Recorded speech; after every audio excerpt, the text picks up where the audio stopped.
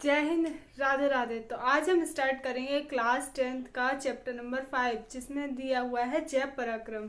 तो बिना किसी देरी के हम जल्दी से शुरू करेंगे क्योंकि हमारी क्लासेस हो जाती है डिले। तो आज हम पढ़ेंगे जय पराक्रम का पोषण वाला जो टॉपिक है वो रह गया था, तो पोषण वाला टॉपिक आज हम करते हैं कवर। ठीक है, तो सबसे पहले मैंने जैव पराक्रम बता दिया था आपको। क्या होता है कि जीवों में जो भी क्रियाएं होती हैं, जैसे कि पोषण, उत्सर्जन, शोषण, ये सारी चीज़ें क्या कहलाती है? जैव पराक्रम कहलाती हैं। चाहे तो वो पेड़ पौधों में हो या फिर कोई से भी जीव हो, जीवाणु या फिर इंसान या फिर पेड़ पौधे जो भी हो, तो उनमें ये चीज़ें होती हैं, तो वो क्या कहलाता है? जैव पराक्रम कहलाता है। बिना किसी देरी के शुरू करते हैं नया टॉपिक, पोषण। पोषण क्या होता है? हमारे शरीर को जो भी चीज़ें, खाद्य पदार्थ की आवश्यकता होती है, जिससे हम वृद्धि, विकास और मानसिक तरीके से स्वस्थ महसूस करते हैं, ये सारी चीज़ें को लेना हमारे शरीर के अंदर, वो क्या चीज़ कहलाती है? पोषण कहलाती है। अब पोषण कितने प्रकार के होते हैं? पोषण 2 प्रकार के होते हैं। पोषण बोले तो न्यूट्रिशन 2 प्रकार के होते हैं। इंग्लिश में क्या बोलते हैं ना? न्यूट्रिशन बोलते हैं। न्यूट्रिशन 2 प्रकार के होते हैं, जिसमें एक होता है ऑटोट्रॉफिक, हिंदी में बोले तो स्वपोषी। ऑटोट्रॉफिक और हेटरोट्रॉफिक, विषमपोषी। स्वपोषी और विषमपोषी। तो जो लोग अपना भोजन, जो लोग नहीं बोलेंगे, जो पेड़ पौधे या जो जीव अपना भोजन स्वयं बनाते हैं, वो स्वपोषी यानी या ऑटोट्रॉफ्स कहलाते हैं। कैसे बनाते हैं और क्या क्या प्रोसेस होती है इसमें बनाने की, ये सारी चीज़ों को हम क्या करेंगे, अभी पूरा पूरा जो हम करेंगे पूरा पढ़ लेंगे। इसके बाद सबको समझ में आ जाएगा किस तरीके से कोई भी चीज़ अपना भोजन स्वयं किस तरीके से बना पाती है। अब आप कहो कि हम लोग भी तो अपना भोजन बनाते हैं गैस पे, चूल्हे पे, जिस पे भी बनाते हैं, तो वो हम भी स्वपोषी हुए? नहीं, हम स्वपोषी नहीं हुए। हम किसी चीज़ से अपना भोजन लेते हैं, जैसे गेहूँ हुआ। तो एक कहीं ना कहीं बात ये होती है कि हम अपना भोजन स्वपोषी से लेते हैं, मतलब स्वपोषी जो अपना भोजन बना लेते हैं। गेहूँ है, गेहूँ एक ऐसा पौधा है जो अपना भोजन खुद बनाता है और खुद बना के गेहूँ बनाता है। अपना भोजन खुद बनाता है, खुद बना के गेहूँ बनाता है। उससे हम गेहूँ को पिसवाकर, आटा पिसवाकर, और क्या करते हैं, गेहूँ पिसवाकर, आटा नहीं पिसवाते, गेहूँ पिसवाते, गेहूँ पिसवाकर हम क्या बनाते हैं? रोटियाँ बनाते हैं। तो इससे क्या होता है कि हम जो खाते हैं वो स्वपोषी में नहीं आता है, विषमपोषी होते हैं, क्योंकि हम स्वपोषी पर डिपेंड होते हैं। अब बात करते हैं विषमपोषी। विषमपोषी हम बात हो ही गई है कि हम जो स्वपोषी पर डिपेंड होते हैं किसी न किसी तरीके से, वो क्या कहलाते हैं? विषमपोषी कहलाते हैं। ठीक है, गर्मी बहुत तेज है, कोई ना, शुरू करते हैं। पोषण। पोषण तो पोषण क्या होता है? वृद्धि, विकास, और बोले तो प्रजनन, और कई क्रियाएं, श्वसन, हाँ, कोई क्रियाओं के लिए, क्रियाओं के लिए काय की आवश्यकता होती है? ऊर्जा की आवश्यकता होती है। ऊर्जा की आवश्यकता होती है, जो पोषण से मिलती है। किससे मिलती है? पोषण से मिलती है। पोषण बोले तो न्यूट्रिशन से मिलती है। यहाँ तक हो गई होगी बात, क्लियर? ठीक है, अब बात करते हैं स्वपोषी की। ठीक है, स्वपोषी का मैं टॉपिक अलग से स्टार्ट करूंगी, आप इसमें ऐड ना करें। ये तो पोषण की डेफिनेशन हो गई। अब आते हैं स्वपोषी।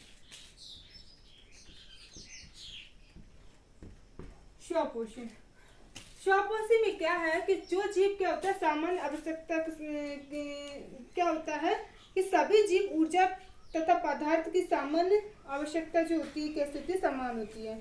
लेकिन आवश्यकता की जो पूर्ति सभी जीवों के लिए कैसे होती है? समान होती है। सभी को भोजन चाहिए, ये तो ऐसा तो नहीं है कि कोई पदार्थ को भोजन चाहिए, कोई पदार्थ बिना भोजन के जीवित रह लेते हैं। सभी को क्या होता है? भोजन की आवश्यकता होती है, लेकिन आपूर्ति विभिन्न विभिन्न तरीके से होती है। अकार्बनिक स्रोत, अब आते हैं अकार्बनिक स्रोत, अकार्बनिक स्रोत तथा कार्बन डाइऑक्साइड, कार्बन डाइऑक्साइड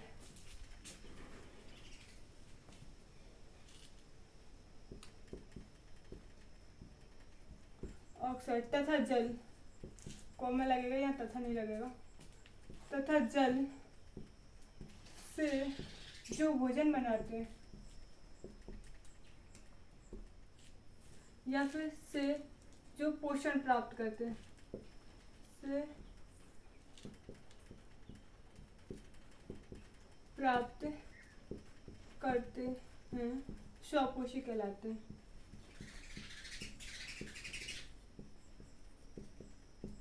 आपके एनसीईआरटी में यहाँ पर एक सरल पदार्थों को मेंशन किया गया है। क्या किया गया है? सरल पदार्थों को मेंशन किया गया। सरल पदार्थ जो है वो किससे बोला गया है? यहाँ पे सरल पदार्थ कार्बन डाइऑक्साइड को बोला गया है क्योंकि ये एक सरल पदार्थ है, ठीक है। और यहाँ पे अकार्बनिक स्रोतों को भी सरल पदार्थ बोला गया है क्योंकि इनका फॉर्मूला और बेसिस फॉर्मूला होता है। और जब हम भोजन लेते हैं तो वो क्या होता है? जटिल पदार्थ होता है, सरल नहीं होता है, जटिल होता है। हम ऐसा नहीं करते हैं कि हम CO2 अलग से ले रहे हैं और ऑक्सीजन अलग, ऑक्सीजन लेते हैं लेकिन पोषण में नहीं आता, ऑक्सीजन शोषण में आता है, ठीक है। लेकिन ये क्या करते हैं? ये पोषण के लिए, ये पोषण के लिए कार्बन डाइऑक्साइड का यूज करते हैं, ठीक है। ये याद रखना, अकार्बनिक और कार्बन डाइऑक्साइड का उपयोग करते हैं किसमें? पोषण में। ये स्वपोषी कहलाते हैं। अब आता है परपोषी या फिर विषमपोषी। विषमपोषी,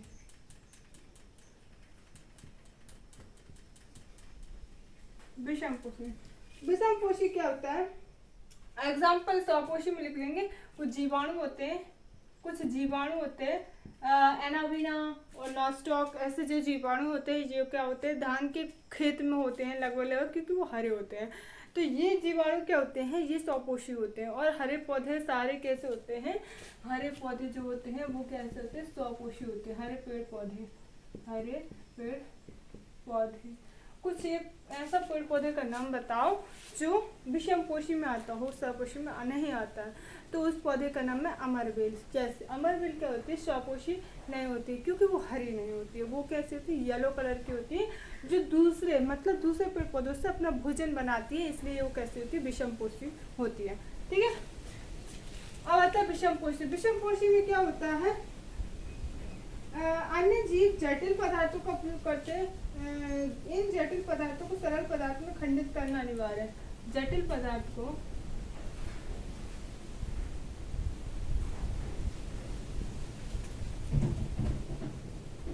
सरल पदार्थ में खंडित एंजाइम की उपस्थिति से,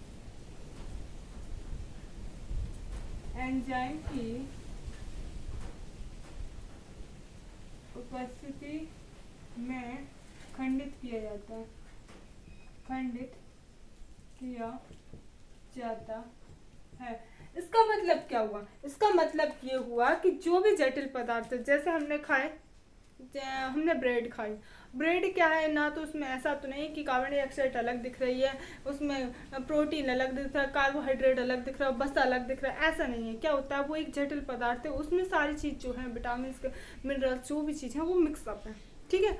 अब मिक्सअप है तो हमें क्या करना है? उसे खाना है। खाने के लिए हमें ऐसा तो नहीं कि हमें सिर्फ बिस्कुट की ही ज़रूरत या फिर ब्रेड की ही ज़रूरत पड़ती है। हमें क्या होता है? विटामिन, मिनरल्स और ये सारी चीज़ें, फैट, बसा, कार्बोहाइड्रेट, इन सभी चीज़ों की अलग अलग ज़रूरत पड़ती है। तो हम इनको अलग अलग करने के लिए हम इन जटिल पदार्थों को क्या करते हैं?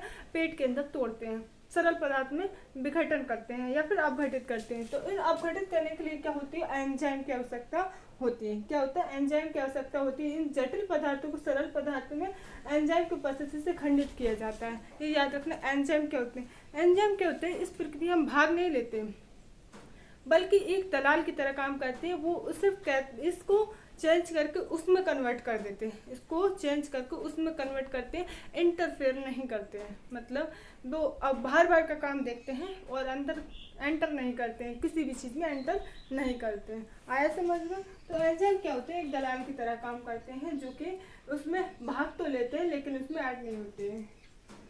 बस ये क्या कहलाते हैं? विषमपोषी उत्तरजीविता कहलाती है। ये क्या होते हैं? विषमपोषी कहीं ना कहीं प्रत्यक्ष या परोक्ष, इंडिपेंडेंट, किसी न किसी तरीके से प्रत्यक्ष या परोक्ष रूप से,